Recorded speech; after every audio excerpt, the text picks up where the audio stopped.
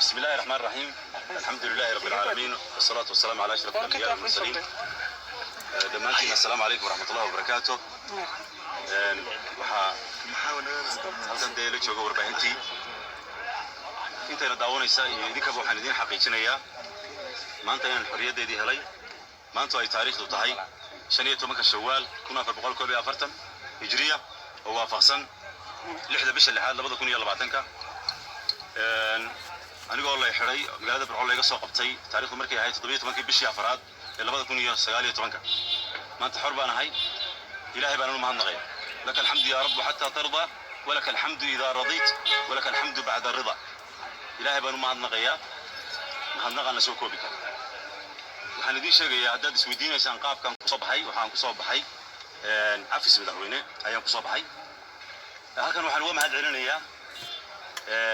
cid kasta oo ka qayb qaadatay soo deynteeda ma magacaabi karayo waa badan yihiin aad bay u badan yihiin si gaar ah waxaan ugu mahad celinayaa oo runtii yani waxa weeye goolkii ugu dambeeyay dhaliyay gudoomiyaha xisbiga wadani mudane Cabdiraxmaan Cirro oo runtii ku dadaalay inaan xorriyaddeedii helo waxaanan ilaaweyn oo isaguna ka qayb qaatay gudoomiyaha xisbiga ucid injineer Faysal Cali Waraabe oo isaguna siideynteeda ugu dambeysay ka qayb qaatay sidoo kale waxaan u mahad celinayaa madaxweynaha Soomaaliland Muuse Biixi Cabdi أقبلات أو كأقبلي إن حرية دي هلا وحن كلو مهد عليا قف يو لنا يهيئات عد كست أو كغيب قاضتي إن المانت حرية دي هلا أو كحما إن نحدناضو أو دعينا أو كتامي أو رجينا يمرون إن حرية دي هلا وحشرد دي وأنا لقرني وضع على العالم كتسوقه وأنا مقعدو دلاقون وخيري ويني رجيني oo garab istaag weyn in muujinta gudaha ku jiro ilaahay baa kuwa waxaan mahad celinayaa hay'adaha xuquuqda aadanaha ee ka shaqeeyay ee arrimaha ka hadlay kuwa wadaniga hay'adaha xuquuqda kuwa wadaniga sida hay'adaha xuquuqda aadanaha ee Hargeysa iyo qaranka iyadana waan mahad celinayaa waxaan gaar ugu mahad celinaya oo aan marnaba aan iga hadhin Amnesty International منظمة العفو الدولية iyadana waan mahad celinaya hay'adda Human Rights Watch iyadana waan mahad celinaya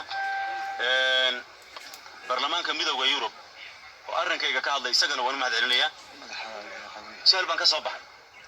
haweeye warbaahintu waxa weeye halkan aad igu timaadeen waxa jira dad iyo badan oo aan ogeyn oo dhaqdhaqaaq sameeyay waxaan mahad celinayaa saaxiibadaydi muxuu hayay garabkayga aha markasta maxay arrimahayga ka hadlay arrimahayga markasta maxay idin la wadaagay ma ilaawi doono waxa weeye way badnaanayaan oo runtii waxaan diidayaa inaan magac gaar ah xusaan diiday ma doonayo maanta inaan hebel iraado haddaan hebel ku bilaabo hebeladu way badnaanayaan maanta waxaan doonayaa maxay inaan inta ku soo koobo waxaan si gaar ah oo aan ilaaway oo ay tahay inaan ilaawin hooyaday oo runtii iyadu xidhnayd anigu maan xidhnay hooyaday baa xidhnayd waxa weeye Burco ay ka imanaysay halkan ay igu imanaysay waxa weeye garabkayga ahayd ehelkayga waxa weeye sida ay igu samreena jazaahumullahu khayr maanta anigu halkan waxa weeye hadal